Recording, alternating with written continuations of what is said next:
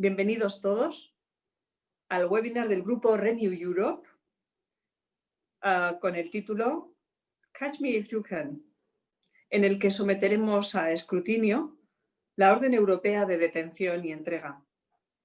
En el Parlamento Europeo, en estos momentos, en la Comisión LIBE, estamos trabajando un grupo de diputados sobre un informe de implementación acerca de esta orden de entrega europea. Muy brevemente. En este momento, en la Unión Europea, en una Unión Europea que sabe que necesita un papel muchísimo más estratégico en el mundo, muchísimo más político en el mundo, necesitamos apoyarnos muy fuertemente sobre el principio de confianza mutua entre los Estados miembros. Es así si queremos hacer frente a los retos de este presente convulso y del futuro inmediato. Y todo eso no es posible sin un importante sistema de cooperación judicial, sin un importante sistema de reconocimiento mutuo. Solo con una plena confianza en lo que somos, en nuestras democracias, en nuestro Estado de Derecho, la Unión Europea puede desarrollar plenamente sus capacidades económicas, sociales y de influencia en este mundo que se ha transformado radicalmente. Para no quedarnos atrás, lo están diciendo todos los días nuestros líderes, debemos ser valientes y fortalecer lo común. La confianza en el ámbito penal es tan importante como la confianza en el ámbito civil o en el mercantil. El mercado único y la Unión Europea viven en una parte importante de esta confianza mutua. El territorio Schengen tiene un enorme potencial económico y social, pero también los delincuentes aprenden de cualquier grieta entre nuestros sistemas judiciales o en cualquier fallo que pueda haber en los códigos penales. Y hay cada vez más graves crímenes con comportamientos transnacionales. Además de que hay cada vez más crímenes que combinan lo digital y lo físico. Es por eso que estamos hoy con tan buenos expertos y líderes para poder hablar de la cooperación, del instrumento de cooperación mutua más importante del que nos hemos dotado los europeos.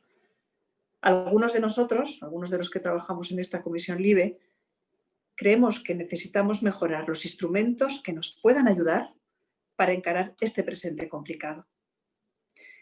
Y por eso, porque la euroorden es un instrumento fundamental y porque desde que se aprobó el mundo se ha transformado tanto, pensamos que podemos ver cuáles son las mejoras que puedan ayudarnos a que nos sirva más. Nosotros en la Comisión LIBE vamos a analizar posibles mejoras en la proporcionalidad de las emisiones, en las necesidades de proteger bienes jurídicos que antes no contemplábamos, mejoras sobre derechos fundamentales, por supuesto, siempre, o la protección a las víctimas, o algo tan sencillo y tan relevante como tener datos de calidad en este tiempo de la digitalización, para que nos orienten a todos. Estas cosas y otras están sobre la mesa. Y seguramente, con esto concluyo la introducción, nunca ha sido tan importante para el futuro de la Unión Europea el derecho, el recto derecho. Así que bienvenidos a este debate. Tenemos el honor de contar con dos ponentes muy especiales. El secretario de Estado del Ministerio de Justicia y Protección al Consumidor, Christian Christoph, bienvenido. Y también al comisario de Justicia de la Unión Europea, Didier Reynders. Muchísimas gracias a ustedes también, a todos los otros ponentes que después hablarán, por aceptar nuestra invitación. Es un gran honor y es un enorme placer tenerles a ustedes hoy aquí. Los cuatro expertos nos hablarán sobre los desafíos que plantea la euroorden en la actualidad y debo recordarles que el tiempo del que disponemos para la celebración del webinar es de 1 hora y media. Así que intentaremos ceñirnos todos a los tiempos. Los espectadores que nos siguen por web streaming podrán ir enviando las preguntas por el chat a lo largo de todo el evento. y los miembros invitados vía Zoom. Veo al señor Zarzalejos, ponente de este informe de aplicación. Bienvenido. Los miembros invitados podrán tomar la palabra en la sesión de preguntas y respuestas. Así que, sin más dilación, agradeciéndoles a todos su ilustre presencia, quiero dar la palabra al representante de la presidencia alemana del Consejo, el profesor Dr. Castroff, secretario de Estado. Como saben, teníamos prevista la participación de la señora ministra Lambrecht, pero le ha surgido un compromiso parlamentario en el Bundestag y será el señor Castroff quien dé el discurso de apertura. Bienvenido, muchísimas gracias, señor Castroff. Tiene usted la palabra.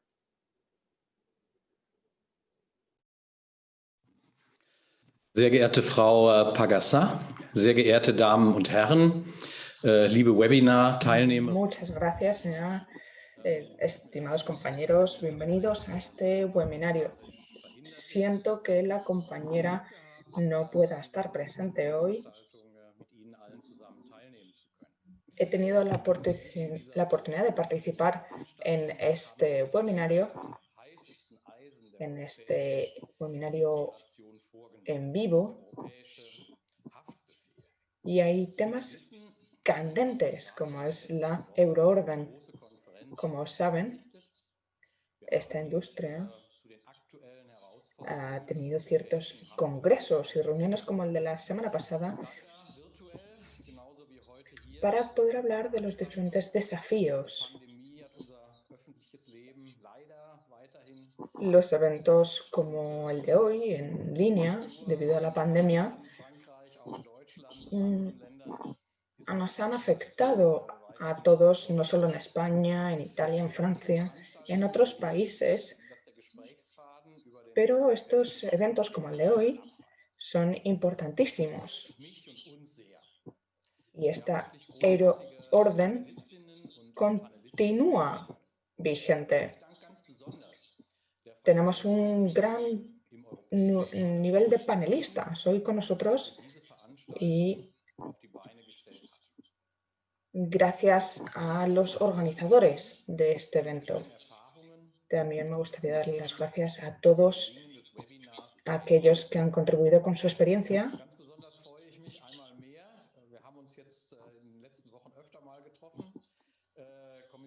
Y me gustaría darle las gracias también a alguien con quien ya me he reunido anteriormente, el señor Galdos, que también tiene muchas contribuciones muy interesantes que aportar. Y nos hablará también de la situación sobre la euroorden desde el punto de vista de la Comisión Europea. Y de nuevo les doy las gracias a todos aquellos participantes de este webinario. En este marco de decisión en el que se creó la euroorden, se aplica desde hace más de 50 años, Después de los ataques terroristas, se convirtió en algo importantísimo para la integración europea. Y en 10 meses conseguimos ese marco de decisión, lo cual es un ejemplo específico de cómo Europa puede colaborar. Y creo que tenemos muchos ejemplos como este para mostrar cómo el mundo ha cambiado y cómo hemos progresado. La Unión Europea ha cambiado en muy diversas formas. Y este instrumento, esta herramienta de la euroorden, se ha utilizado en muy diversos contextos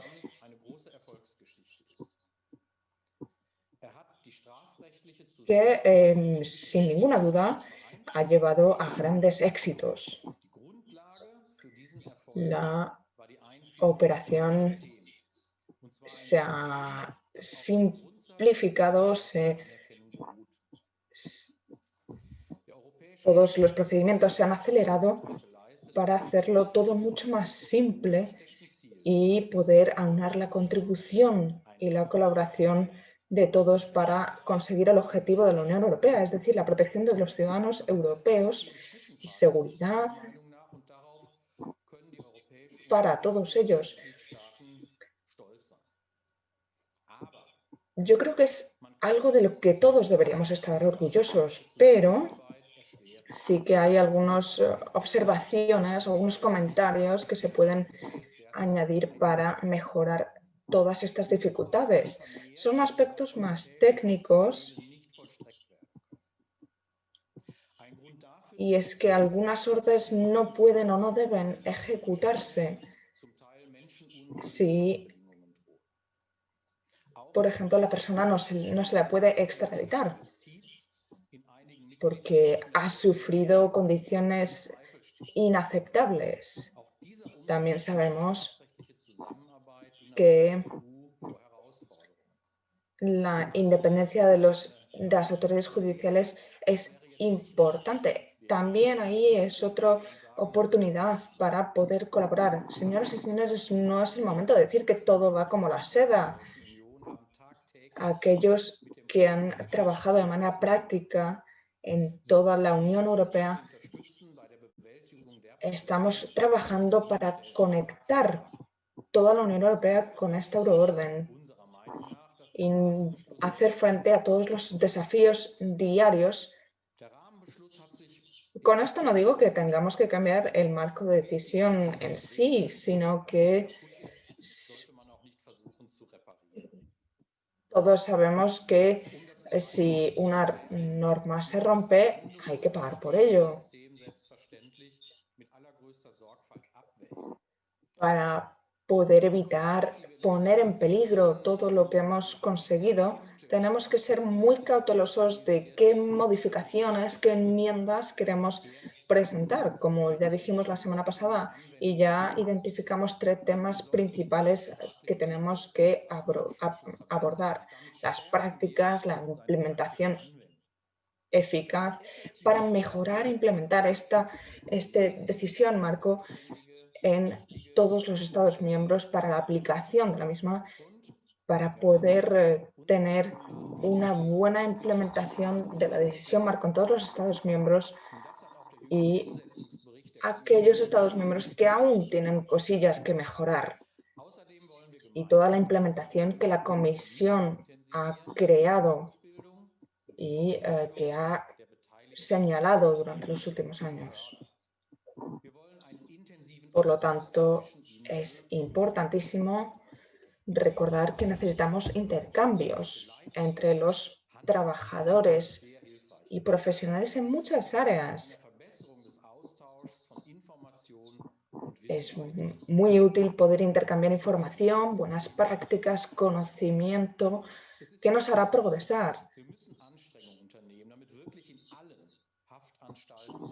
Y todos tenemos que asegurarnos de que en todos los Estados miembros tenemos condiciones de vida favorables. Es algo que demandamos, solicitamos para nosotros mismos. Es una realidad y que no hemos conseguido hasta ahora. Por eso necesitamos que todos trabajemos juntos para poder modificar y modernizar estas condiciones en todos los Estados miembros. Todos los Estados miembros tienen acceso a información actualizada, información fiable que nos permite trabajar mejor. Tendremos que tomar las decisiones adecuadas sobre las mejoras en las condiciones de vida y garantizar el Estado de Derecho, aunque sé que es un tema complicado en la Unión, pero hay que mantener el Estado de Derecho, algo que es fundamental para todos, para poder tener un enjuiciamiento, un juicio real y justo. Por eso todos los Estados miembros tenemos que asegurarnos que se respeta el Estado de Derecho en todos los Estados miembros y podemos confiar en nuestros sistemas judiciales. Las autoridades que participan en las extradiciones evidentemente tienen situaciones muy complicadas porque tienen que ver si se respeta el Estado de Derecho en todos los Estados miembros. Estas prácticas no es algo que se puede combinar con la decisión marco, porque esta decisión marco trata la cooperación entre los Estados miembros, que debería ya estar vigente entre todos los Estados miembros y que no se debería reemplazar con otro sistema. El sistema que tenemos de intercambio de información entre autoridades es bueno, y ver cómo se intercambia esa información sin tener ningún punto de vista político.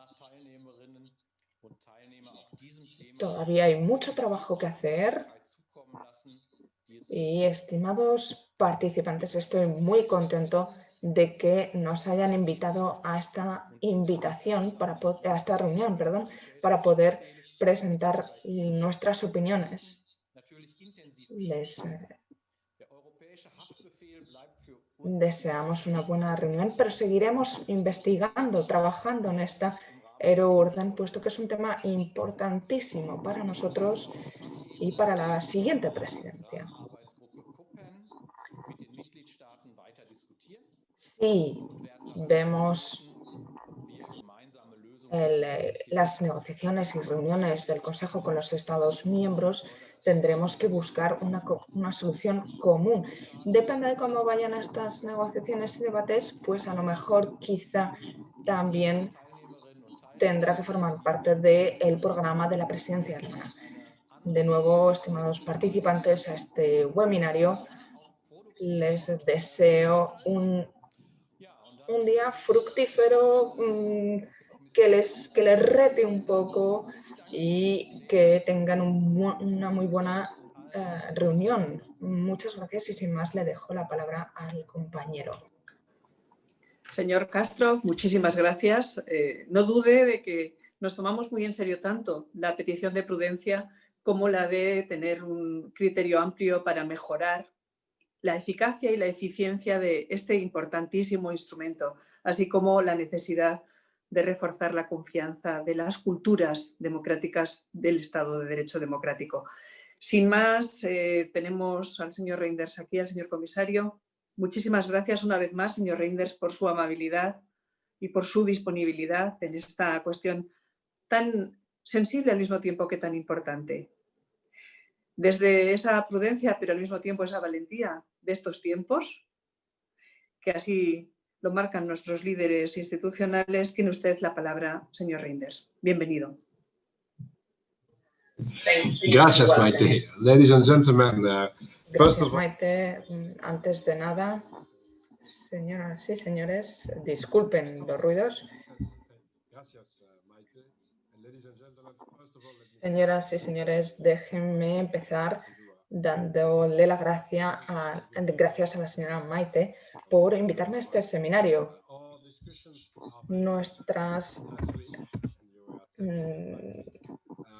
Nuestra reunión de la semana pasada, como ya hicimos con Maite en la Comisión LIBE, tenemos muchos debates y la presidencia alemana también organizó la semana pasada un webinario sobre los profesionales judiciales. Esto para hablar del Open Arms, por ejemplo, y de una operación conjunta. Desde el inicio de este procedimiento, el Parlamento se asegura de tener un sentimiento de abrazos abiertos. Y en su último informe también se muestran los diferentes temas sobre la cooperación. La Comisión, evidentemente, conoce todos estos temas con muchas de las conclusiones que se consiguieron. Déjame decir algunas palabras sobre las estadísticas sobre el problema de Open Arms que la Comisión ha sacado a nivel europeo. Hay algunos aspectos que se pueden malinterpretar, especialmente en cuanto a ver que hay 60 personas cuyos arrestos no se han ejecutado. Esto no quiere decir que se haga de manera automática, sino que no funciona el procedimiento. Por eso hay un número de razones, y es que a menudo parece que la persona no se puede localizar porque él o ella no tiene pasaporte. Segundo, el número de ejecutivos y de órdenes se han emitido el año anterior, que se tenían que haber ejecutado 1 o 2 años después, dependiendo de dónde se encontraba la persona. Además, muy a menudo hay diferentes euroórdenes que se emiten para esa misma persona, lo que explica que haya un número de euroórdenes internacionales en este mismo expediente. Esto puede explicar la situación. To turn to the fourth implementation report on the open arrest warrant, which the Commission published on. El primer informe de la Comisión lo publicó la Comisión en julio y prevé en este informe la Comisión se centró en el reconocimiento mutuo. Por ejemplo, la definición y el alcance de la orden, la no ejecución y la verificación. La Comisión se dio cuenta de que algunos Estados miembros, siguiendo unas recomendaciones de un informe anterior, habían cambiado de estrategia, pero todos los informes demuestran que hay posibilidades de mejora. Una transposición completa contribuirá sustancialmente a poder llegar a un mejor funcionamiento de la euroorden. Y también quiero decir que en el borrador del informe de LIBE pues se hace mención a muchos de estos aspectos. También, evidentemente, a reconocimiento mutuo, confianza mutua. La confianza mutua empieza con la comunicación. En específico, la comunicación permite un mejor entendimiento y a la vez también ayuda a poder aprender unos de otros. Y es por lo que en la conferencia de ministros informales del 3 de julio lancé un grupo de coordinación europea que empezará a trabajar a trabajar en el contexto de la pandemia de la COVID-19. También animo al grupo a seguir trabajando porque se demostrará que será muy útil en situaciones no excepcionales y también servirá de plataforma, como lo propone el informe LIBE, para poder también proporcionar actualizaciones sobre cómo evoluciona la euroorden y también para poder analizar mejor la jurisprudencia sobre la orden de detención europea. Además de la creación de este grupo, también hay 3 cursos o 3 vías de acción para mejorar la operación o la operacionalidad práctica de la euroorden. Primero, garantizando la aplicación completa y total de parte de todos los Estados miembros. Vamos a empezar a lanzar los procedimientos de infracción en breve y también se realizarán unas evaluaciones mutuas desde el Consejo.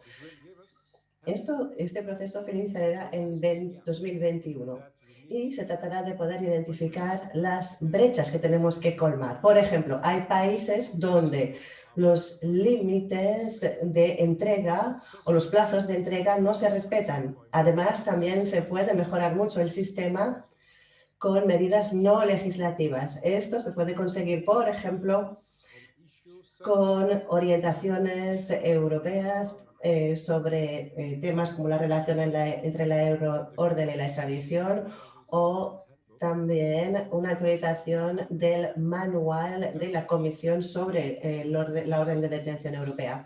Además, también es importante analizar la orden de detención europea en el contexto de los últimos años, salvo las enmiendas de decisiones in absencia. La legislación no ha cambiado en más de 15 años. Sin embargo, el entorno jurídico ha cambiado muchísimo, sobre todo en los últimos años. Me estoy refiriendo aquí sobre todo a las directivas sobre derechos de procedimiento adoptada en 2010 y a los otros instrumentos de reconocimiento mutuo. Orden Europeo de Investigación, por ejemplo.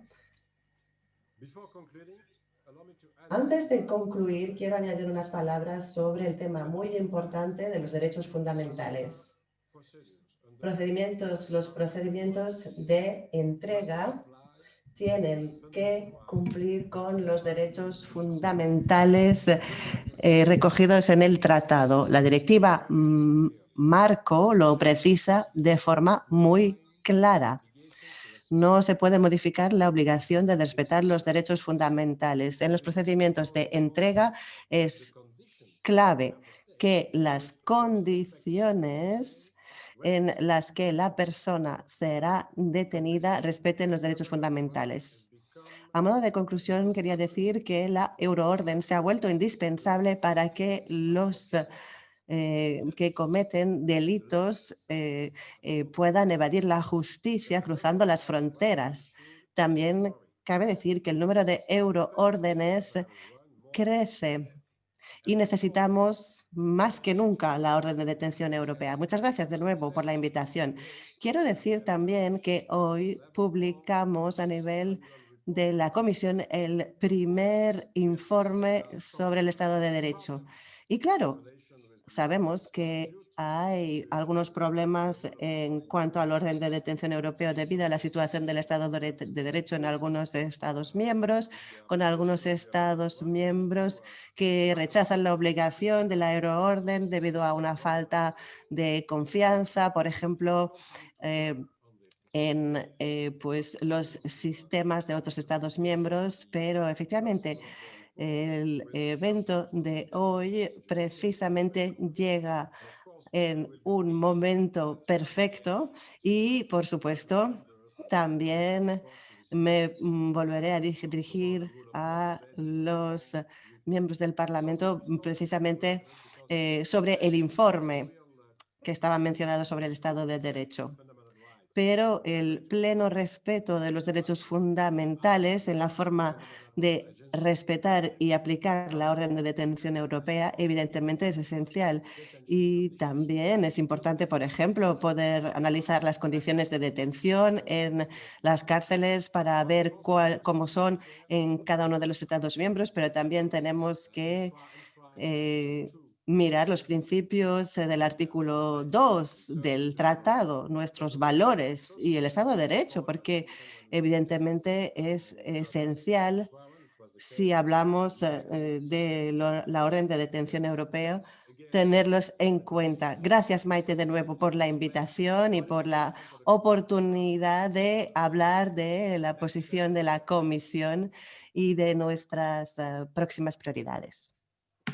Muchísimas gracias, comisario Reynders. Enhorabuena por ese primer informe.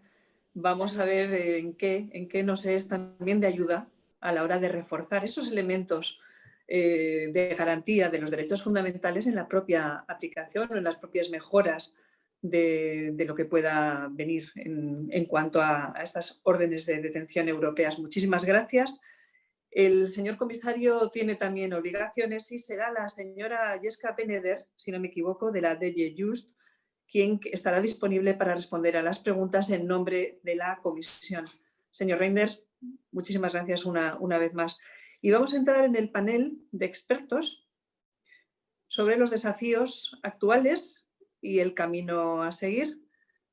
Y tenemos para ello a 4 personas muy expertas y excelentes, como son Francisco Jiménez Villarejo, miembro nacional de España en Eurojust, Jana Gadoshova,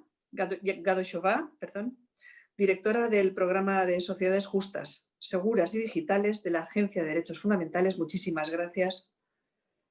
Gerd Vermeulen, profesor de Derecho Penal de la Universidad de Gante, director del Instituto de Investigación Internacional de Política Criminal. Muchísimas gracias por estar con nosotros.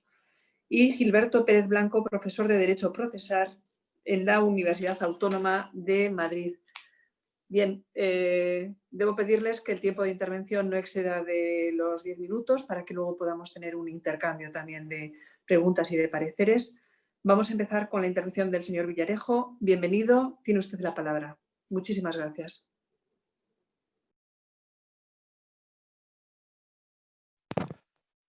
Buenas tardes, Maite. Muchísimas gracias por esta invitación.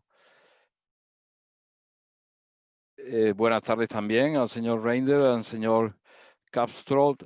I will continue my presentation in English.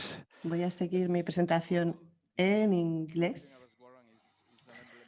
La orden de detención europea es un instrumento de reconocimiento mutuo emblemático y, como lo mencionaba el comisario Reinders, las estadísticas son elocuentes, pero es una herramienta jurídica que siempre se analiza muchísimo. Y bueno, recuerdo hace unos años la proporcionalidad era lo más importante y todo el mundo estaba muy preocupado por la proporcionalidad y por saber si ese instrumento se utilizaba de la forma adecuada, si se tenían en cuenta también otros instrumentos menos intrusivos. Es un instrumento jurídico bastante sensible porque tiene que ver directamente con la libertad personal de la persona buscada.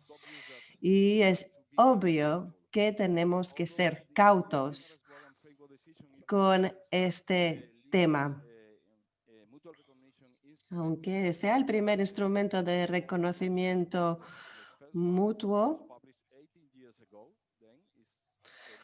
sí que pues, se trata de pues una herramienta que se creó hace 18 años y aún así la implementación en algunos Estados miembros todavía no es satisfactoria. El último informe de la Comisión sobre esto es muy claro y es por lo que su revisión jurídica se está poniendo sobre la mesa y el Parlamento Europeo, en el informe del Parlamento Europeo, pues se recomienda efectivamente enmendar esta euroorden, pero yo pues no soy parlamentario y sí jurista, entonces voy a intentar centrarme en los principales retos a los que nos tenemos que enfrentar cuando tenemos que aplicar estos instrumentos jurídicos. Pero si se tuviera que decidir revisar esta orden de detención europea, habría que ver si pues, la sustituiría una directiva o un reglamento. Quizás con un reglamento podamos solucionar la mayor parte de los problemas de aplicación que tenemos, pero en todo caso, durante estos 16 años hemos asistido a muchísimos aspectos interesantes que hay que analizar para precisamente ver cómo funciona esta herramienta y poder evaluar también las dificultades y los aspectos positivos de esta herramienta. También decir que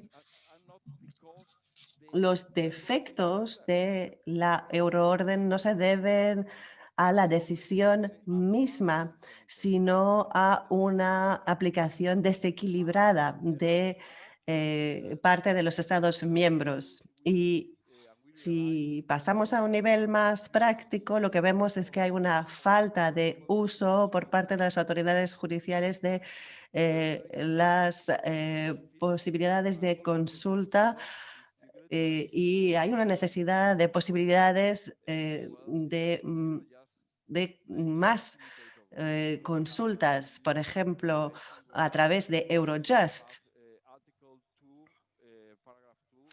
El artículo 2, párrafo 2, y esta sería una tarea para Eurojust, sería la de poder asumir el papel de facilitador. Y si miramos un poco los casos de los últimos años, pues y publicamos un informe de jurisprudencia en 2017 y ahora estamos también trabajando sobre una revisión de este informe. ¿Y cuáles son los aspectos prácticos principales que vemos? Pues primero que hay muchas peticiones para recibir información adicional. Y a nivel del contenido, la información que se pide tiene que ver con la necesidad de poder identificar adecuadamente a la persona buscada. Y, por ejemplo, en el caso Bogdogui, esto aparece claramente. También una descripción del delito, elementos, circunstancias del caso, etcétera. A veces también traducciones o declaraciones formales en relación con garantías o juicios in absentia, también peticiones de ampliación a otros delitos en relación con la regla de especialidad y muchas peticiones de información en el marco de los procedimientos de consulta.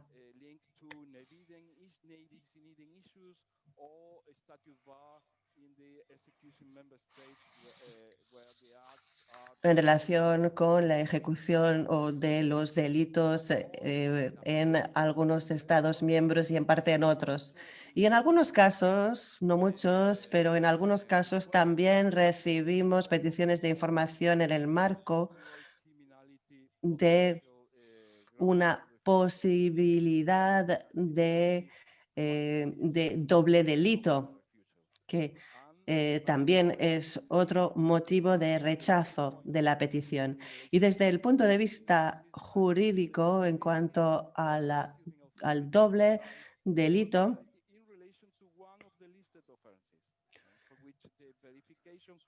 muchas veces las verificaciones se han podido hacer solo en uno de los casos o delitos y esto no está en línea con lo que se prevé en la legislación. Pero bueno, puedo evidentemente responder a toda pregunta sobre esto, pero es un aspecto bastante problemático de la aplicación de este instrumento jurídico. Y hace poco también nos dimos cuenta de que la euroorden pues, no siempre es flexible, por ejemplo, en cuanto a cómo vemos la aplicación de la directiva marco durante la pandemia de la COVID-19. La euroorden es el principal enfoque de una compilación de Eurojust sobre instrumentos de cooperación judicial. Las autoridades de cooperación judicial se pusieron de acuerdo para posponer temporalmente la entrega en base al artículo 23. Y bueno, es un poco algo nuevo sobre lo que hay muchas preguntas sobre cómo se tiene que aplicar este artículo 23. Y algo que quiero subrayar aquí también es que no ha habido dificultades en el procedimiento como tal, pero sí a la hora de aplicar la decisión final de entrega. Muchas veces es bastante difícil, ha sido bastante difícil durante la pandemia debido a, por ejemplo, a restricciones de vuelo, a dificultades de poder viajar al extranjero, etcétera. Y esto pues se relacionaba sobre todo al artículo 23 y hay que ver si este artículo es suficiente tal cual en una situación de pandemia con medidas restrictivas a nivel internacional.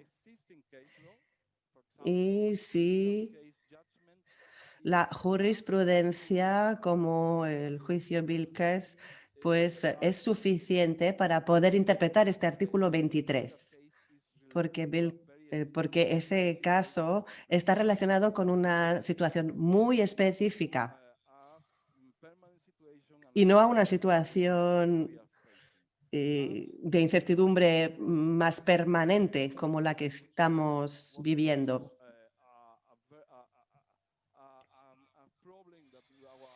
Y es también un problema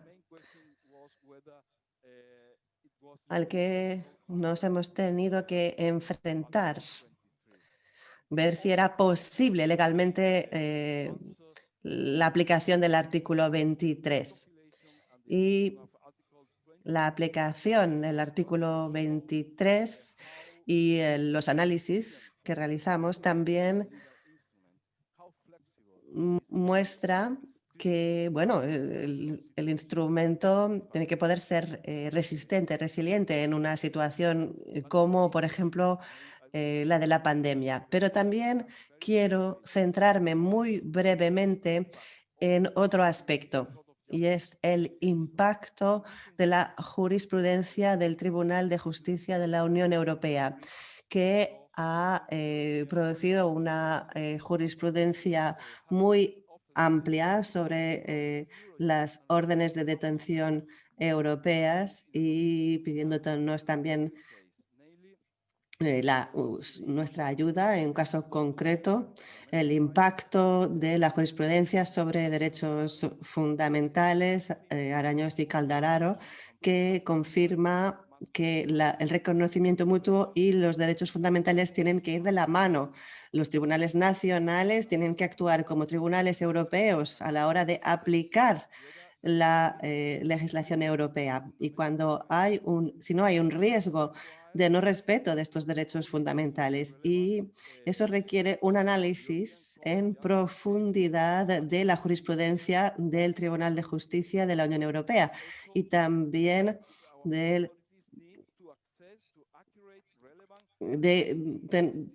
Tribunal de Derechos Humanos, y eso requiere también poder analizar toda la última información actualizada de todos estos casos. Y vemos todos los días cómo pues, en los Estados miembros donde la ejecución de las órdenes no está centralizada, están teniendo esta dificultad. También en relación con las autoridades judiciales que mandan las euroórdenes. Señor Villarejo, vaya terminando, que se nos está pasando, si no, el tiempo. Yes, in general terms, the impact of I will finish in 1 minute. Sí, termino en 1 minuto. Por lo general, la jurisprudencia es importante, pero es importante poder encontrar un equilibrio entre pues, respeto de los límites de tiempo y recabar toda la información necesaria para tomar la decisión. En un mundo perfecto tendríamos que poder pues, acabar con pues, el doble delito, tener un régimen unificado, etcétera. Pero sabemos que la realidad es un poquito más complicada entre diferentes sistemas jurídicos que tienen un impacto sobre la aplicación de esta directiva marco. Y tenemos que respaldar a nuestros colegas de Eurojust y demás para poder asegurarnos que la aplicación de esta directiva marco es compatible con la aplicación de los derechos fundamentales y encontrar las soluciones adecuadas. Muchísimas gracias por la atención. Muchísimas Y también gracias. será un placer responder a todas las preguntas en inglés o en español. Gracias. Bien, muchísimas gracias, señor Jiménez Villarejo. Señora Gachos Shofa, no sé si lo he dicho bien. Muchísimas gracias por venir. Creo que en uno de los puntos donde lo ha dejado el señor Villarejo, usted puede coger el hilo de los derechos fundamentales. Muchísimas gracias por su presencia.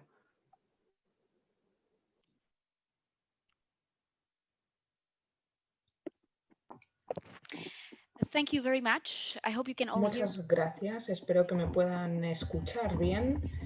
Gracias, vicepresidenta, por invitar a nuestra asociación, nuestra organización, a hablar de este tema tan importantísimo. Durante muchísimos años nuestra agencia ha estado investigando sobre el tema de la euroorden y el impacto de la misma en los derechos procesales y aquellos que están requeridos por esta euroorden. La analizamos no solo desde el marco europeo, a nivel nacional en los diferentes Estados miembros, pero también desde el punto de vista de cómo puede funcionar prácticamente, es decir, cómo se implementan estas normas en la investigación, investigando o interrogando, o entrevistando a jueces, a testigos, a personas procesadas, a personas en las que tienen una orden a su nombre. Los resultados de nuestra investigación son muy complicados, vamos a decir, pero sí que nos muestran posibilidades de mejora en varios Estados miembros. En base de estos resultados, nos centramos también en el debate de hoy y me gustaría señalar 3 aspectos que desde la perspectiva de derechos humanos son importantísimos y hay que considerar y se deberían abordar cuando fuera necesario modificar o enmendar estos instrumentos legales. Antes de nada, primero, la necesidad de superar esas disposiciones de la euroorden en sí. Hablar de la decisión marco, pero también del derecho. Les voy a dejar unos ejemplos. La representación, por ejemplo, que existe en luz de esta legislación, especialmente en los procedimientos de la euroorden, para compensar la complejidad de los casos transnacionales que surgen en el contexto de la euroorden, el derecho a la representación europea tanto en el Estado emisor como en el receptor. Todo esto nos parece que se debería garantizar el juicio justo para cualquier persona y cuando analizamos cómo estas disposiciones se ponen en práctica vemos que los profesionales legales o aquellos que están a cargo de estas órdenes tienen complicaciones y es que vemos que algunas normas no se implementan en otros países o que no se tienen en cuenta algunos derechos, por ejemplo, el derecho del condenado a hablar con su abogado o que no existe una defensa y se nombra a un abogado para esa persona condenada. En práctica, muchas personas condenadas o arrestadas bajo la euroorden vemos que los abogados ven esa deficiencia en esta legislación y que no tienen contacto directo o previo con esas personas en otros Estados miembros, incluyendo también asociaciones profesionales y por lo tanto no pueden facilitar la defensa de la persona condenada en ese Estado miembro. Le voy a dejar un ejemplo y es que una citación y es que cuando hablamos de las prácticas es una citación de un juez penal que trata con ello de manera diaria, un juez de Bulgaria. En Bulgaria siempre notificamos a las personas condenadas que tienen derecho a un abogado en el marco de la euroorden en Bulgaria, pero dudo que alguien que sepan que tengan ese derecho a la defensa en otro país. No creo que sea una violación, puesto que al fin y al cabo somos jueces búlgaros. Sabemos que la legislación, sabemos la legislación búlgara y sabemos las leyes a las que se les imputan a estas personas condenadas. Es una citación para ilustrar de alguna manera cómo esta situación impacta a las diferentes personas y cómo realmente se pone en papel, en práctica. Voy a señalar también la necesidad de evaluar la euroorden de manera aislada y en lugar de ver todo el contexto, toda la imagen del reconocimiento mutuo y demás, y la jurisprudencia, verla de manera aislada. De nuevo les voy a dar un ejemplo. Mientras que esta decisión marco de la euroorden, algunos pueden decir que se ha utilizado demasiado, de hecho se ha presentado como una historia de éxito, y es que hay muchos instrumentos de reconocimiento que no se utilizan, desafortunadamente, aquellos, por ejemplo, que se utilizan para la detención, una decisión marco sobre el traslado de personas o diferentes sanciones y penas. Y si pensamos en ello un segundo, vemos que los problemas a los que nos enfrentamos en práctica son los problemas de los traslados de las personas. Y es que normalmente debería haber un camino claro para la cooperación y para mejorar la situación de la superpoblación en las cárceles, que se tiene que tener en cuenta también cuando se emiten estas órdenes, incluyendo la situación, por ejemplo, de la COVID. Y esto puede tener un papel importante para ayudar a mejorar las condiciones de vida en las cárceles y minimizar quizá las luchas que tenemos con los procedimientos penales y cuando se está pidiendo o evaluando la condición de vida en las prisiones. Otro ejemplo, todos conocemos las directivas aprobadas para aplicar los derechos de los niños en procedimientos penales, para proporcionar normas mínimas, estándares mínimos para que los Estados miembros puedan confiar los unos en los otros y trabajar efectivamente utilizando estos instrumentos. De nuevo, analizando la euroorden y las diferentes preocupaciones de los diferentes tribunales nacionales, del hecho de un juicio justo, vemos que estas directivas e instrumentos no se implementan adecuadamente o no se oferta una igualdad de condiciones,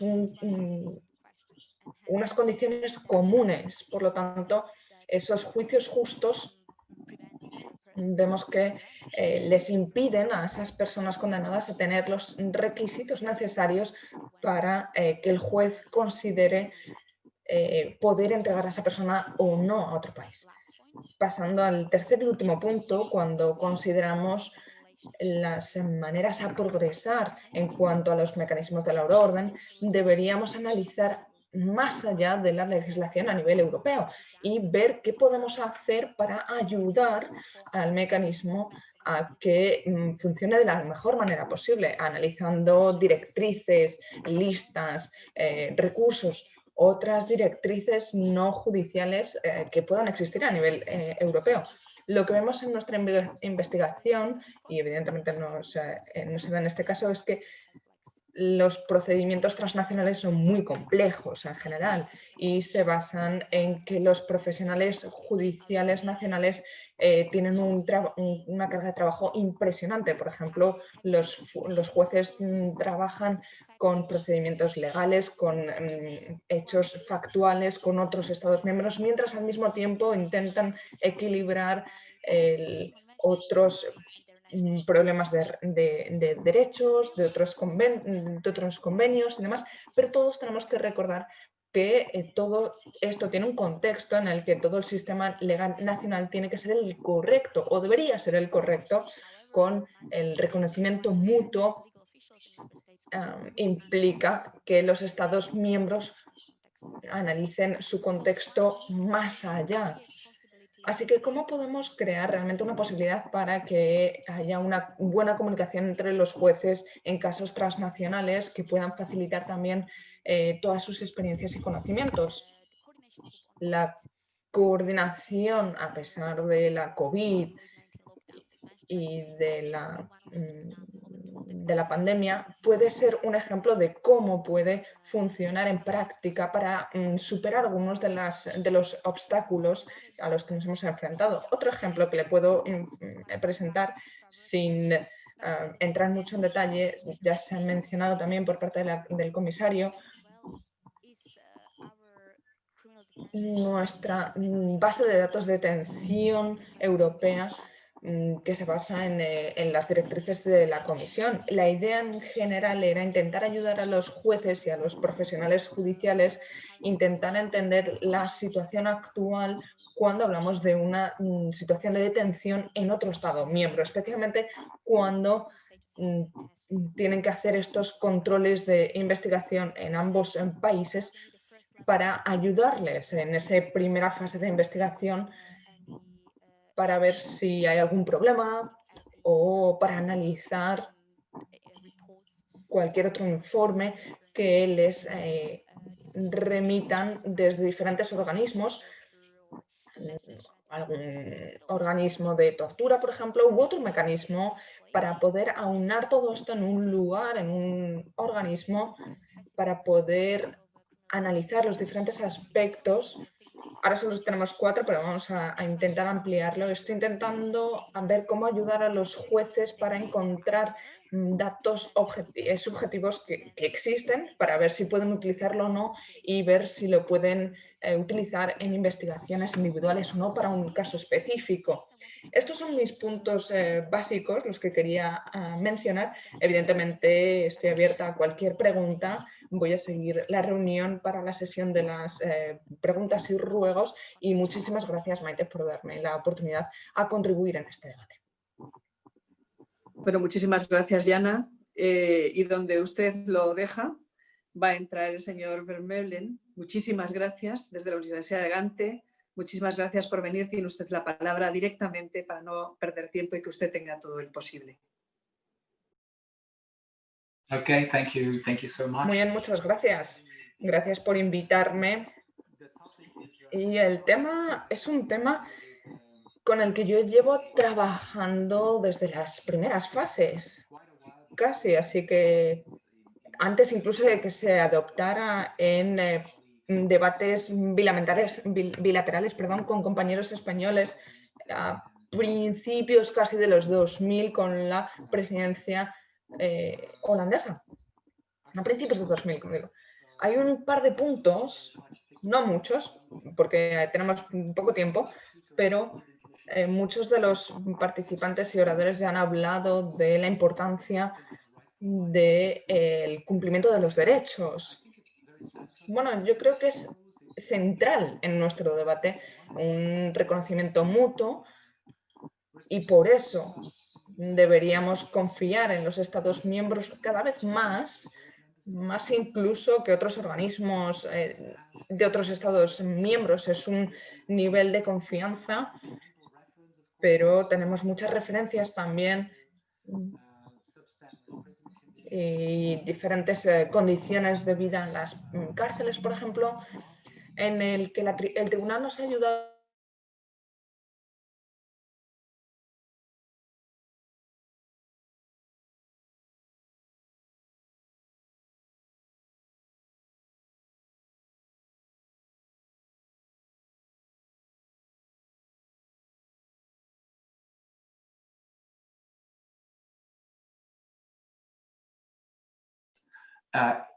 taken up the judgments of the court and reflected them properly in their domestic legislation, whilst at the other hand, holding up a warning, a very strong warning, which was reiterated that the Commission will not hesitate and will start to use Article 258 of the TFEU to start infringement procedures whenever member states, for instance, have laid down a ground for non-execution in cases where the framework decision did not provide that ground for non-execution.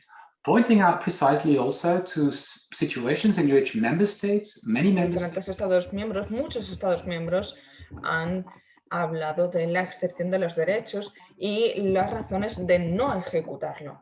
Y me sorprende, por ejemplo, lo que el señor Reynolds ha hablado y ha señalado en el artículo 1.3. Es esencial que tendría que ser una obligación para poder cumplir los derechos, pero se incluye una excepción que en el informe de la Comisión ya se señala y me parece que es inaceptable. Me parece que el informe de la Comisión es muy cerrado de miras, que vuelve un poco cada vez a ver qué es si los Estados miembros incluyen esa excepción en sus legislaciones, me parece un bloqueo a la legislación comunitaria. Ha habido un aviso a nivel europeo, incluso la Comisión ha avisado ya. Y es que en otros instrumentos basados en el reconocimiento mutuo, si vemos y leemos los resultados, que es el memorándum, la Comisión, por ejemplo, en el primer caso, en la Euroorden, vemos,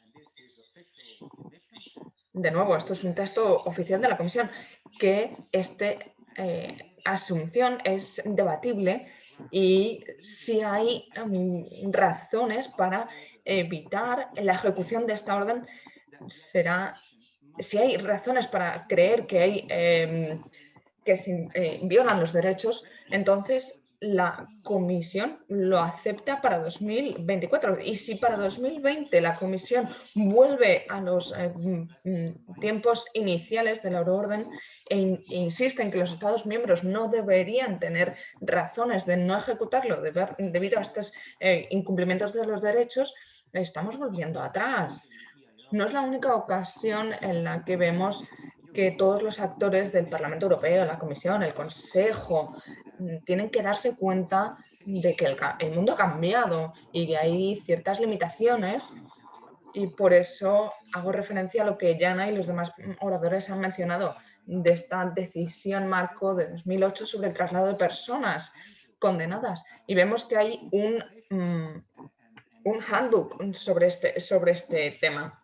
Y si lo leemos, Jessica, por ejemplo, hizo el borrador de este folleto sobre las condiciones de detención basado en las bases de datos de esas detenciones. Vemos que, de hecho, de nuevo, mirando el texto del folleto, que lo tengo aquí, dice que tenemos que tener en cuenta el artículo 4 de la Carta, porque hay obstáculos en algunos casos para trasladar a esas personas condenadas si hay razones de peso. Y esto es un informe de la Comisión, así que realmente no entiendo por qué este informe sigue reiterando que cuando los Estados miembros hayan incluido en sus legislaciones nacionales que hay exclusiones o dudas para el no cumplimiento, entonces la Comisión los va a llevar ante el tribunal. La cuestión, por lo tanto, es ¿dónde están los derechos? Tenemos que ver si las violaciones son sistémicas. En el artículo 4 de la Carta de los Derechos Humanos, todos vemos que es una situación en la que Hugh Coggins establece que no podemos mandar un Estado ante el tribunal por este caso. por eso se hace más complicado cuando pensamos en este enjuiciamiento por razones políticos o excepciones políticas. De nuevo volvemos a escuchar que deberíamos evitar estos casos en un mundo ideal, que no haya rechazos, que no haya problemas, pero todavía no estoy nada convencido de evitar esta cláusula. No me parece que eliminar esta cláusula sea una buena solución. Me parece que hay muchos Estados miembros donde la situación crean dudas o percepciones de que a lo mejor hay impactos de la ejecutiva en el organismo judicial. Si ese fuera el caso, va a ser muy problemático y vamos a tener problemas, pero no hay que negar la posibilidad real que de alguna manera creamos confianza. Si hay ejemplos donde ese sea el caso, entonces necesitamos realmente una norma, es decir, que si un Estado miembro con sus autoridades judiciales, no hablo a nivel político, pero esta autoridad competente descentralizada tuviera los elementos necesarios para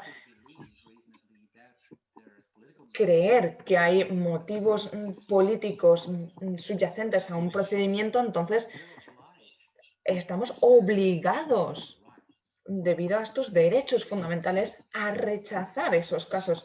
Esto no es malo.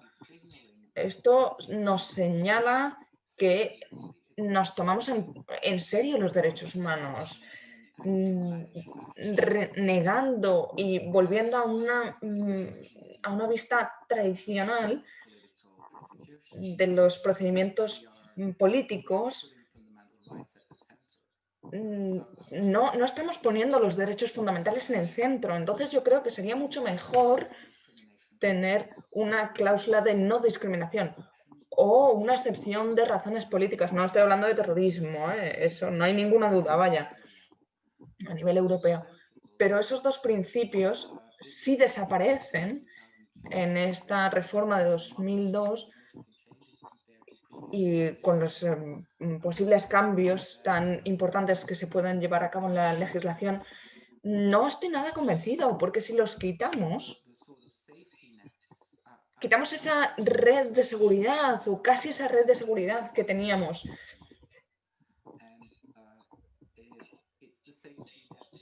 Es esa seguridad que queríamos. Queremos que la Unión Europea esté libre de sus procedimientos políticos. Por eso necesitamos esa red de seguridad, para que no pase, para que no vuelva a suceder, para que no dejemos que pase. Por lo tanto, no estoy nada contento de ver esos casos, no voy a hablar de todos ellos, que han creado dudas sobre problemas específicos. Otro punto que quería mencionar, y quizá el último debido al tiempo que tenemos, es el enlace con otros instrumentos. Ya ha habido alguna referencia al traslado de prisioneros, pero sí que me gustaría comentarlo y enlazarlo brevemente con la resolución de 2009-829 sobre la orden de supervisión. Ya Nalia lo ha mencionado, y es que no estamos utilizando mecanismos alternativos o posibilidades de no custodia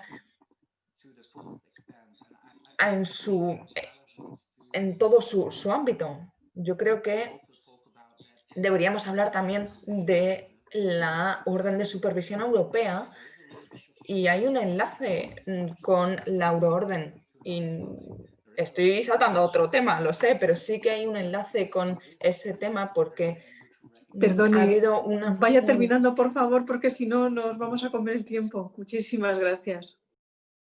Okay. Just if you allow me to... Sí, si me permite hacer ese enlace de la orden de supervisión, volvemos al enlace con la euroorden del Estado miembro, pero si se redacta esa euroorden, implica que el país investigador, el país que incoa el procedimiento, entonces tendría que enviarlo a otra persona, a otro país, pero no significa que se haya redactado con la legislación de ese Estado miembro. Entonces no se puede utilizar como una alternativa a la euroorden. Y eso indicaría, se ha estado indicando, perdón, durante 10 años y nada ha pasado.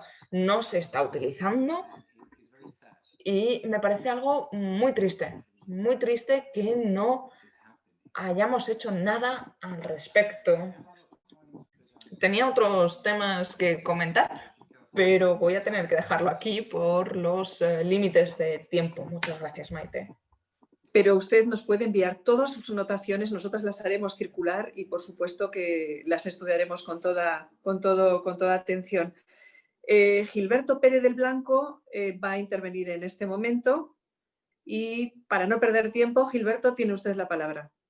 Muy bien, muchas gracias, Maite. Yo voy a tratar de ser muy sintético, me voy a centrar en lo que yo creo que para mí es un aspecto fundamental. Voy a sacrificar mi tiempo porque yo está bien sacrificado en relación con las tres personas que me han precedido en el uso de la palabra, grandes expertos y conocedores de las cuestiones prácticas. Yo, a pesar de que mi deformación como profesor de Derecho Procesal, voy a realizar un apunte un poquito más dogmático.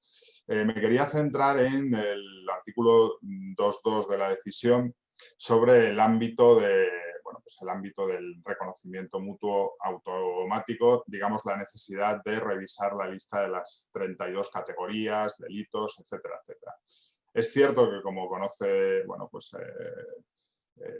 don Francisco y me ha precedido, es decir, desde el punto de vista práctico en la aplicación de la decisión se ha ido acotando notablemente también por parte de la jurisprudencia de esas categorías, pero yo entiendo que esa revisión tiene que venir por 2 o 3 puntos. En primer lugar, creo que tiene que producirse una mejora de la técnica normativa de la propia decisión, al margen de la aplicación que se haya hecho y de que a día de hoy posiblemente los problemas de interpretación estén superados, pero considero que un instrumento comunitario, bien esta decisión, su revisión, en su caso directiva o reglamento, debería contener, digamos, con una mejor técnica normativa esa identificación de las categorías que entendemos que es o de los tipos delictivos. Ahí se describe con un carácter absolutamente heterogéneo, hay menciones a ámbitos que están armonizados, menciones a tipos específicos en los que se excluyen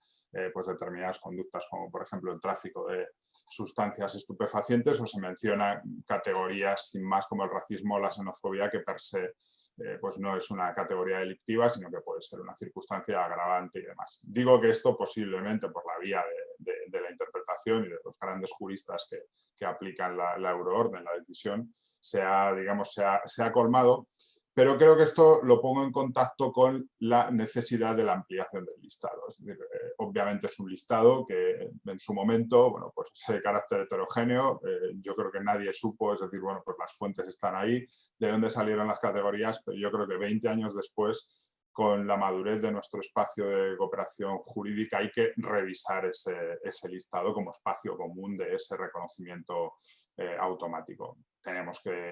Creo que se debe incluir tipos relacionados con la delincuencia transnacional, tipos, y esto yo creo que desde España lo tenemos bien reciente y quiero ceñirme a lo puramente jurídico, tipos delictivos relacionados con la forma de Estado, con la integridad territorial de los Estados de la Unión Europea. Yo entiendo que eso debería ser incluido. Delitos relacionados con el ámbito digital, con el ámbito tecnológico, que están mencionados pero no están correctamente, entiendo, definidos. Yo, por ejemplo, trabajo mucho en el ámbito de la propiedad intelectual y la propiedad industrial. Ahí hoy en día las redes son transnacionales y debería ser incluido de un modo más de un modo más correcto. Yo considero que el listado debe ser ampliado y ahí quiero dejar bueno, pues ese concepto del listado negativo que se empieza a plantear. Quizás a lo mejor el instrumento no es suficientemente maduro, pero entiendo que deberíamos llegar a ese punto, es decir, que la excepción sea la negativa y la regla general sea el reconocimiento automático. Yo no sé si esto a lo mejor por mi parte es demasiado osado, demasiado precipitado, tampoco tengo quizás un conocimiento exhaustivo de lo que se está debatiendo, pero creo que ese sería el objetivo último, es decir, que la excepción sea lo que puede estar excluido de ese reconocimiento automático. Bien, y para terminar, un par de apuntes. Creo que es muy importante, yo no sé, bueno, pues las personas que me han precedido y quienes nos escuchan cómo ven esto de viable. Creo que sería importante realizar digamos, una cuantificación. En primer lugar, creo que es muy importante las bases de datos y la estadística judicial en la materia, que se obligue a los estados a desarrollar esa estadística judicial, tener un conocimiento preciso en cada momento bueno, pues de lo que sucede en cada estado para efectos bueno, pues de una aplicación correcta. Y esto quizás es una aportación mía personal. Conozco también el ámbito, por ejemplo, educativo del reconocimiento de las profesiones y ahí ha funcionado muy bien, por ejemplo, a partir de la Directiva 2005/36, que son las tablas de equivalencias. Es decir, muchas veces para evitar esas interpretaciones y demás, yo no sé si sería factible, sería posible que existiesen esas equivalencias pues entre los códigos penales y los ordenamientos jurídicos de cada uno de los Estados miembros. Es decir, si uno tiene un título en Eslovaquia y quiere comprobar sus equivalencias en el resto de la Unión Europea, bueno, pues acude a los anexos de la Directiva 2005/36, que entendemos que no es lo mismo, pero la educación también es algo fundamental. Es decir, está ahí la libre circulación de personas y de profesionales y sabe perfectamente qué títulos son equivalentes, dónde tengo unos derechos adquiridos, dónde tengo unas carencias, etcétera, etcétera. Y eso quizás en este punto, para evitar a veces esos problemas, no tener que acudir a esa interpretación, a lo mejor es positivizar demasiado la euroorden, pero esto es algo que yo quizás le he dado algunas vueltas.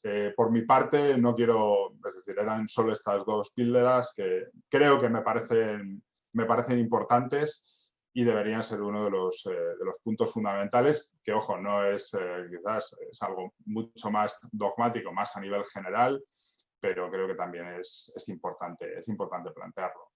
Muchas gracias. Pues muchísimas gracias, Gilberto. Voy a ir acelerando. Veo que está aquí el ponente de ese informe de implementación, el señor Zarzalejos, y le voy a dar la palabra.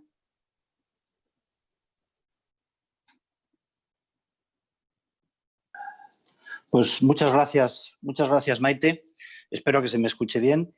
Y lo primero que quiero hacer es felicitarte por organizar este panel y esta discusión. Realmente es un privilegio, ¿no?, para nosotros que estamos implicados como legisladores en este tema, poder escuchar a todas estas personas que en uno u otro ámbito trabajan y conocen muy bien este asunto. Yo lo primero que tendría que decir es que me alegro de que este debate que se ha planteado en torno a la euroorden es un debate cuya necesidad se está reconociendo por todos. Y en ese sentido veo que hay un positivo alineamiento entre las instituciones, tanto la presidencia en este momento del Consejo como la Comisión, como el Parlamento, a través de los debates que estamos teniendo y que vamos a tener en la Comisión LIBE. Y yo creo que es importante porque efectivamente alguien podría pensar aquello que dicen los ingleses, ¿no? Bueno, si no está estropeado, ¿por qué vamos a arreglarlo, ¿no? Yo creo que en este caso aquí esto no se aplica, que realmente la euroorden lleva 16 años en vigor y que tenemos que hacer una reflexión y un reajuste.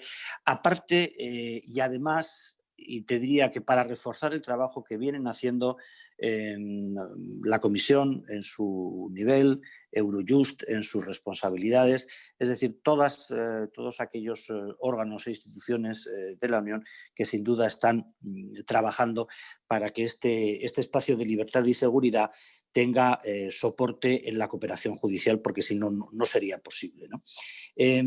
Yo, en fin, por eso quisiera referirme muy brevemente a unos cuantos puntos que aquí se han mencionado.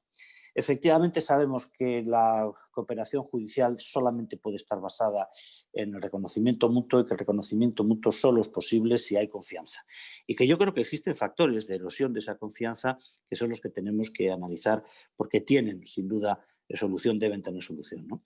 Y yo, puestos, en fin, a mencionarlos, yo diría, por un lado, la transposición. Creo que estamos hablando de un instrumento pre-Lisboa y, por tanto, un instrumento en el que el proceso de incorporación a las legislaciones nacionales es especialmente importante y las desviaciones en la transposición de la decisión marco han generado bueno, incertidumbre, falta de seguridad jurídica en los actores y, en algunos casos, un deslizamiento de la orden europea hacia una especie de híbrido entre el procedimiento de entrega, de detención y entrega y el procedimiento de extradición clásico. Y eso yo creo que es una mala situación que debe ser abordada. Por eso me parece que es una muy buena noticia que el comisario Reynders pues, haya dado un paso más respecto a su inicial disposición a considerar procedimientos de infracción y haya anunciado que se van a poner en marcha procedimientos de infracción pronto, según ha dicho textualmente, ¿no? El segundo elemento que yo creo que tiene que aportar confianza es, y se ha mencionado aquí reiteradamente, es la incorporación a través, en fin, de la fórmula que pareciera conveniente de lo que es ya una jurisprudencia, un case law muy abundante del tribunal y que yo creo que ha actuado en términos generales con unos efectos tremendamente positivos para tratar y dilucidar las cuestiones más controvertidas sobre la orden europea. En asuntos, por otra parte, lo que le llega al tribunal se supone que siempre son asuntos muy sensibles, donde creo que ha habido avances importantes en la interpretación. Aquí enlazo con algo que creo que ha mencionado Francisco Jiménez Villarejo y que yo creo que es muy importante, y es que tenemos que avanzar en el conocimiento, en la formación de los diversos actores jurídicos y en la especialización. Creo que nos ahorraríamos en términos prácticos muchos problemas si acordásemos o se extendiera la idea de que tiene que haber órganos judiciales especializados en la ejecución de la orden y, por tanto, en el conocimiento y en el manejo de las diferentes claves procesales y sustantivas que supone la aplicación de la orden. Y el tercer punto en el que yo creo que tenemos que actuar para restablecer la confianza es efectivamente en los derechos fundamentales. No me cabe duda que en este momento es el gran debate que tenemos pendiente en torno a la cooperación judicial, en la euroorden y en otros instrumentos, y tenemos que efectivamente hablar de ellos. El entorno legal ha cambiado, lo recordaba el comisario Reynders, y ha cambiado para bien. Y, por tanto, tenemos salvaguardas suficientes para que los derechos fundamentales puedan tener el tratamiento que reclaman. Un tratamiento prioritario. Yo tengo que decir que, según los datos del 2017, aproximadamente menos de 800 órdenes fueron rechazadas por razones de derechos fundamentales, ¿no? Y de estas 790 y pocas que fueron rechazadas o no ejecutadas, la mayor parte de ellas lo fueron por razón de deficientes condiciones de prisión. Bueno, lo cual significa que en materia de derechos fundamentales, pues tampoco en la Unión Europea debemos estar muy mal, pero que sí hay un problema específico al que se ha reiterado, que son las condiciones en la prisión. Tendremos que ver entonces que, si bien las condiciones de prisión o determinados argumentos o cautelas en materia de derechos fundamentales pueden dar lugar a la no entrega, lo que no deberían dar lugar es a la impunidad. Hay un principio básico dentro de la institución de la extradición que decía que una de dos, o entregas o castigas, pero lo que no puede haber es que el respeto a los derechos fundamentales puede en un momento determinado llevar a rechazar una entrega, pero entonces seguirá vigente el problema de que hay un posible delito y hay unas posibles víctimas, ¿no? Y yo creo que este es otro asunto importante. Tenemos que meter en la ecuación, tenemos que incorporar a la ecuación de la cooperación judicial a las víctimas, porque un sistema de cooperación judicial que no funciona es una forma de denegación de justicia, y detrás de eso hay víctimas que exigen y tienen derecho a una reparación y tienen derecho a un pronunciamiento sustantivo, a un pronunciamiento de fondo sobre el delito que les ha afectado, ¿no? Bien, yo creo que todo esto es evidente que produce o abre un campo de reflexión pues, muy, muy sensible. Ha habido algunas referencias a persecuciones políticas. Señor Zarzalejos, vaya terminando. Voy terminando. Que yo entiendo mal en el marco de una unión de Estados democráticos. Si podemos poner en marcha el mutuo reconocimiento en este tema es porque nos reconocemos como Estados democráticos y en todo caso sí tengo la clara idea de que la instancia fundamental, inicial y primaria de protección de los derechos fundamentales está precisamente en la integridad de nuestros sistemas constitucionales y democráticos, que yo entiendo que por una vía o por otra deben ser incorporados a la defensa que prevé o al ámbito de cooperación que prevé la euroorden. Y aquí ya me callo, Maite, muchas gracias.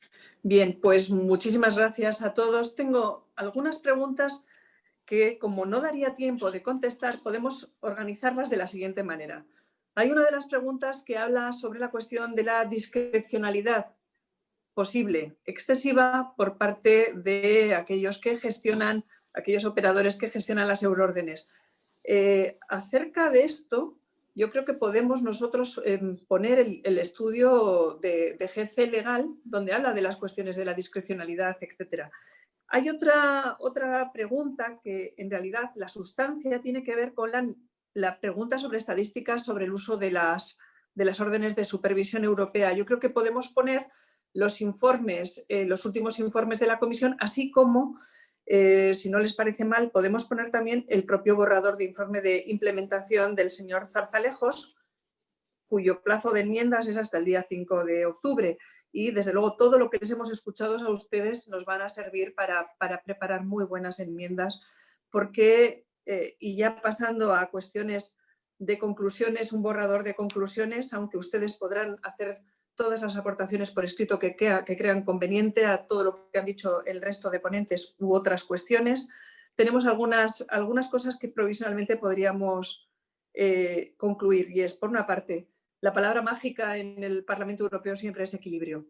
La integración de las distintas perspectivas, tanto de las agencias de derechos fundamentales como de los expertos que están en distintas universidades, como de aquellos que tienen las responsabilidades ejecutivas, o los operadores jurídicos, o nosotros, los legisladores, incluyendo todos estos elementos para conseguir un producto que sea operable para todas las distintas circunstancias de las que hemos hablado aquí. Porque aquí hemos hablado desde aquellos presuntos delincuentes que no tienen acceso a juicios justos o a la asistencia jurídica mínima o a condiciones de prisión razonables, como de aquellos grandes delincuentes de los grandes crímenes que tienen muchísimo dinero para poder incluso abusar de lo que es el espacio Schengen. Todas estas situaciones, todos estos países, todos los distintos crímenes, los nuevos crímenes, los viejos crímenes y la integración de algo que también es muy importante, la victimología. El derecho a la justicia, a la tutela judicial efectiva, incluye a las víctimas y a sus derechos fundamentales. Tenemos que pensar que aquellas víctimas de delitos gravísimos, especialmente vulnerables, que sin embargo no acceden a la justicia o a una mínima reparación, tienen muchas veces una victimación secundaria. En algún caso, el propio Tribunal de Estrasburgo ha sancionado a países por haber vulnerado esos derechos, por haber generado victimación secundaria, y sin embargo las penas han sido ridículas. A lo mejor de 5.000 euros por haber fallado en delitos gravísimos a personas que han tenido un verdadero tormento para poder llegar a acceder a esa mínima consideración de que el país había aplicado incorrectamente órdenes que sí debía haber aplicado. Está la cuestión de los datos. Estamos en el siglo XXI, estamos hablando de innovación tecnológica y, sin embargo, tenemos unos informes de implementación que todavía son como analógicos. No tenemos unas bases de datos para poder tener un acceso mucho más correcto a por qué algunas órdenes no pueden aplicarse o no deben aplicarse. Y tenemos, yo creo que hoy, un elemento de aportación nuevo, y es que si vamos a tener un mecanismo sobre derechos fundamentales, hagamos que pueda ser útil para aquellos casos de peticiones de órdenes de entrega que puedan tener elementos sustanciales de derechos fundamentales afectados. Hagamos que los instrumentos que vamos teniendo también en otros campos sean útiles en cada uno de los otros campos en los que tenemos que aplicar. Así que yo les doy muchísimo las gracias. Estamos a las 16:30 horas en punto.